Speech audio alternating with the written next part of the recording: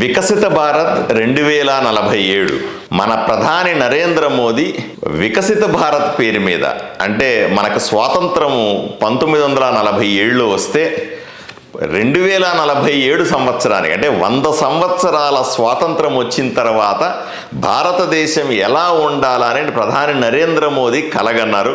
దాన్నే వికసిత భారత్ 2047 పేరు మీద దేశమంతా కూడా ఎన్నో అభివృద్ధి కార్యక్రమాలు చేస్తూ ఉన్నారు.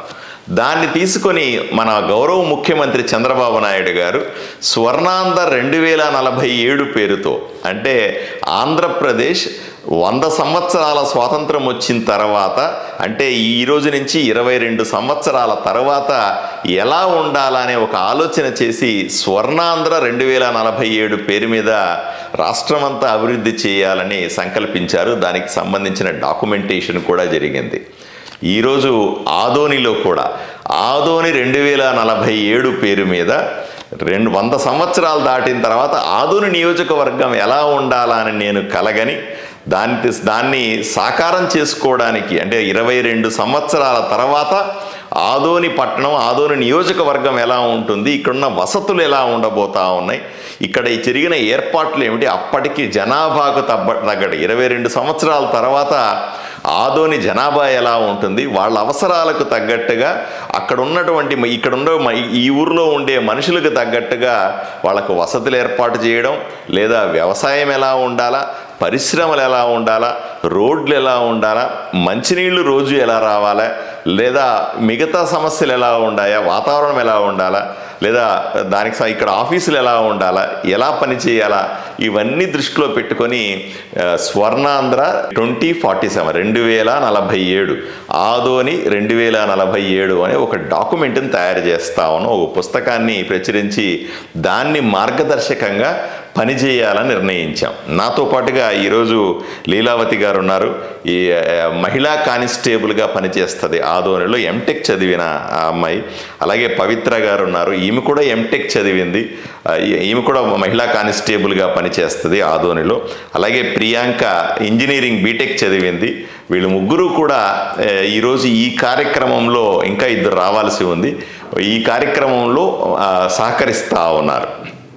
మేమందరూ కలిసి ప్రతి ఒక్క శాఖలో కూడా వ్యవసాయంలో అయితేనేమి, లేదా రహదారుల విషయంలో అయితేనేమి, మంచినీళ్ళ విషయంలో అయితేనేమి, ప్రతి ఒక్క శాఖలో కూడా మనకు సుమారుగా 45 నుంచి 50 శాఖలు ఉంటాయి, 50 రకాల మంత్రిత్వ శాఖలు ఉంటాయి.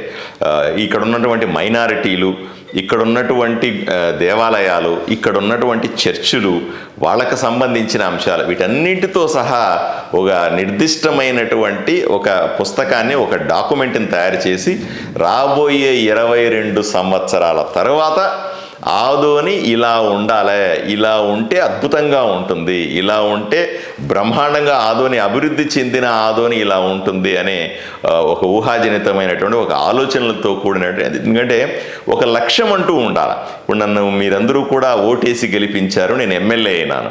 నాకు ఈ 5 ఏళ్లలో ఈ ఆదోనిని ఎలా చూడాలనే ఒక లక్ష్యం ఉండాలి.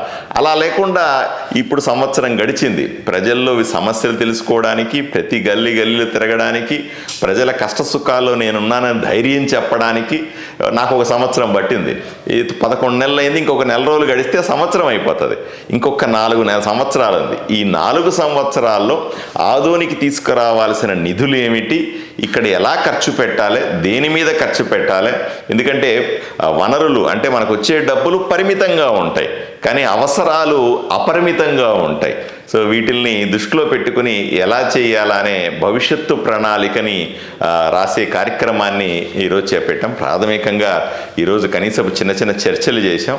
ఇంకొక నెల 45 రోజుల్లో విజన్ డాక్యుమెంట్ ఆదోని 2047 ఆదోని 2047లో 22 సంవత్సరాల తర్వాత ఎలా ఉంటుందనే డాక్యుమెంట్ని తయారు చేసి ప్రజల ముందుంచడానికి ప్రయత్నం చేస్తాం.